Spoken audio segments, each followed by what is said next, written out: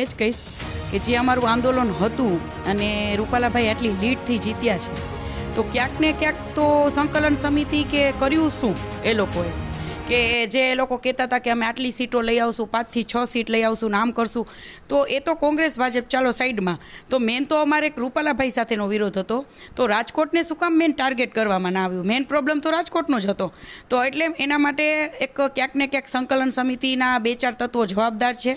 અને રાજકોટ એક નો કરવામાં આવ્યું એનું પણ એ લોકોનું જ એક કહેવાય કે સંકલન સમિતિએ ક્યાંક ને ક્યાંક રાજકારણ રમી ગયા.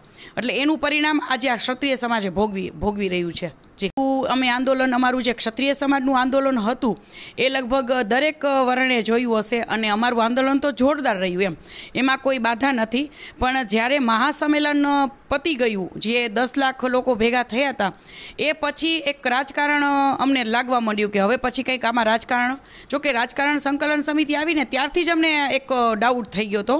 તો પછીનું જે વાતાવરણ છે આખું ચેન્જ થઈ ગયું, અને જે કરવાનું હતું એ થયું જ નહીં. એટલે ક્યાંક ને ક્યાંક દુઃખ છે કે આટલું બધું અમે રોડ ઉપર ઉતર્યા, અનશન થયું અમારું, છતાં પણ આટલી લીડથી જીત્યા, તો એ સંકલન સમિતિ આની જવાબદાર છે.